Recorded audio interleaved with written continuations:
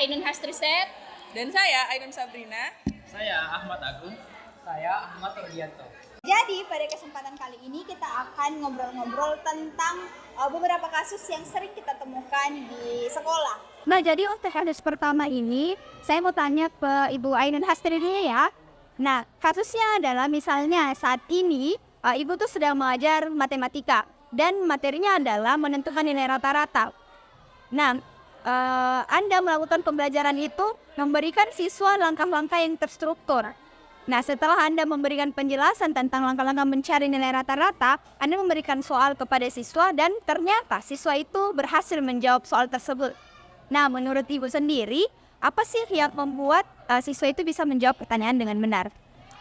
Oke, jadi terkait kasus yang Ibu tanyakan tadi, kalau menurut saya, jadi gurunya itu, awalnya gurunya itu memberikan stimulus kepada peserta didik, sehingga peserta didik ini bisa terbiasa dengan pemberian stimulus. Tadi stimulusnya itu berupa guru memberikan langkah-langkah pengerjaan soal. Nah, dari stimulus berupa langkah-langkah pengerjaan soal tersebut bisa diikuti oleh siswa. Jadi bisa siswa ini merespon peserta didik, merespon guru dengan cara memahami dari langkah-langkah tersebut, sehingga peserta didik ini bisa mengerjakan soal dari langkah-langkah yang diberikan oleh guru tersebut. Seperti itu. Wow, keren ya?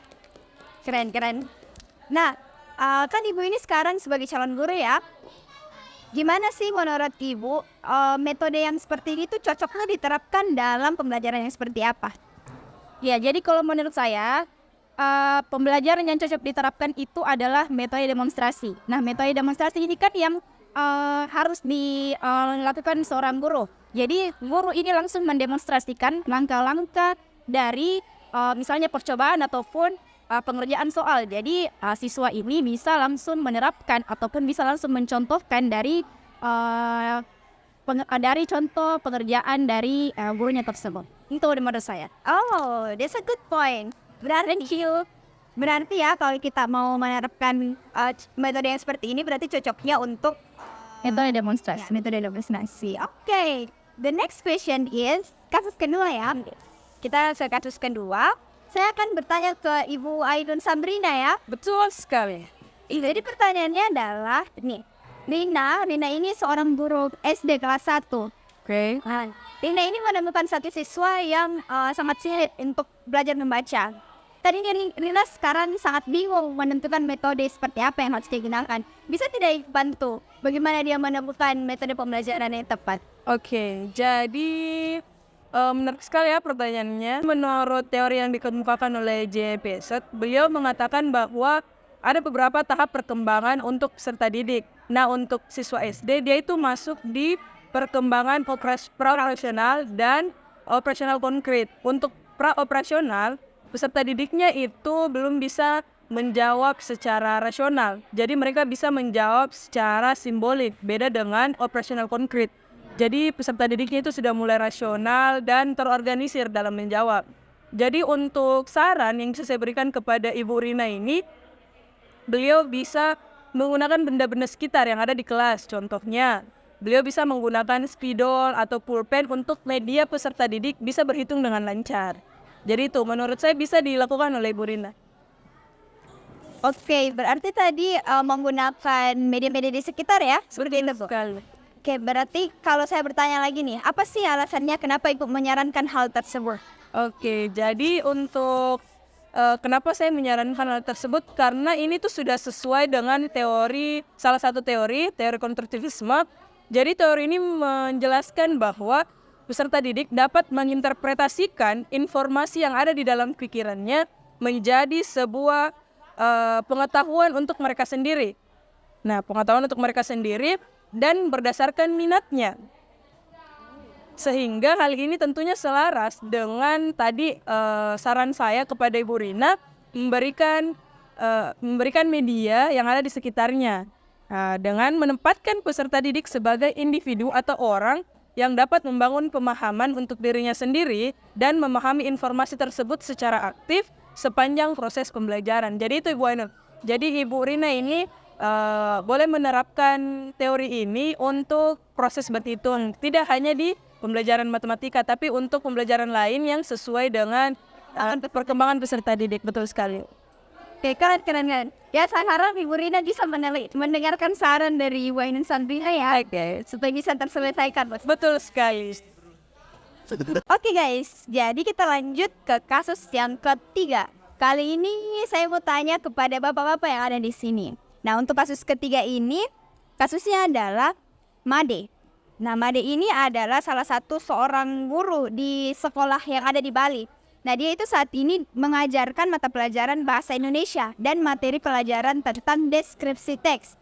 Nah, isi dari buku-buku teks tersebut adalah mengenai tentang deskripsi gedung-gedung yang ada di ibu kota. Ya, tapi kan dia lagi ngajar di Bali, otomatis dia memperhatikan latar belakang siswanya.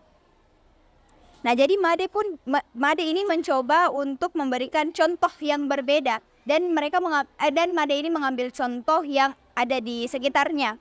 Jadi pertanyaan saya, apakah pertimbangan dan keputusan Pak Made ini sudah sangat tepat? Ya, bagaimana menurut saya tanya Pak Rudi dulu deh. Ya, gimana menurut dia? Baik, pertanyaan dari Ibu Ainun cukup menarik. Kalau menurut saya itu keputusan yang diambil Pak Made itu sudah tepat.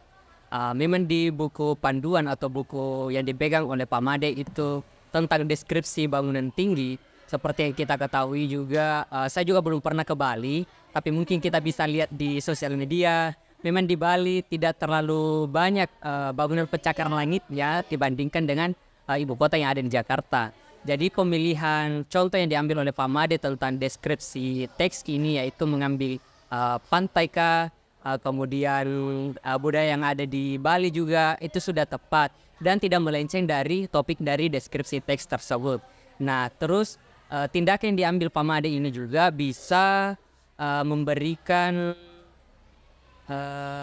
bisa meningkatkan pemahaman peserta didik, cepat paham terhadap apa yang dijelaskan oleh Pak Made karena contohnya itu ada di sekeliling peserta didik itu sendiri. Berarti sesuai dengan kulturnya ya? Iya, betul sekali. Jadi kalau kita bandingkan ketika kita menjelaskan materi tentang deskripsi teks ini dan contoh yang diberikan itu seperti gedung pencakar langit, tentunya peserta didik ini akan lebih cepat paham ketika diberikan contoh yang ada di sekelilingnya seperti pantai atau kultur yang ada di Bali itu sendiri, seperti itu. Oke, terima kasih jawabannya Pak Rudi. Menarik sekali. Nah, kalau gitu saya lanjut ya. Saya lanjut saja. Saya mau tanya ke Pak Agung nih, bagaimana? Ya kan tadi Pak Made itu menggunakan Lingkungan di sekitar ya, supaya sesuai dengan culture peserta didiknya. Nah, pertanyaan saya kemudian adalah prinsip apa yang Pak Made gunakan dalam kasus tersebut menurut Pak Agus? Oke, baik. Pertanyaannya sangat menarik ya. Ini berkaitan dengan jawaban dari Pak Rudi tadi. Prinsip yang digunakan Pak Made di sini adalah prinsip yang relevan dengan peserta didik. Artinya prinsip ini relevan dengan lingkungan peserta didik. Nah, jika dikaitkan dengan teori belajar, maka prinsip yang digunakan Pak Made ini berkaitan dengan teori konstruktivisme. Nah, kita ketahui bersama bahwa teori konstruktivisme ini berdasarkan pengalaman belajar dari peserta didik melalui lingkungannya. Kemudian sesuai dengan prinsip teori konstruktivisme ini, peserta didik jadi lebih paham akan materi yang disampaikan. Peserta didik dapat mengkonstruksi atau dapat memahamkan pemikirannya berdasarkan lingkungannya, lingkungan belajar maupun dari lingkungan sekitarnya. Mungkin seperti itu jawaban dari saya. Oke, thank you ya semua penjelasan Bapak Ibu yang ada di sini, keren-keren semua. Dan saya harap teman-teman yang saat ini sedang menjalankan PPL juga bisa mengambil pelajaran ya dari apa yang kita sampaikan pada hari ini. Oke guys, jadi saya rasa cukup sekian bincang-bincang kita hari ini. Mungkin kita cukupkan saja ya sampai di sini Bapak Ibu. Terima kasih atas kehadirannya di tempat ini. Sama-sama. Ya, ini. See you in the next video. Bye.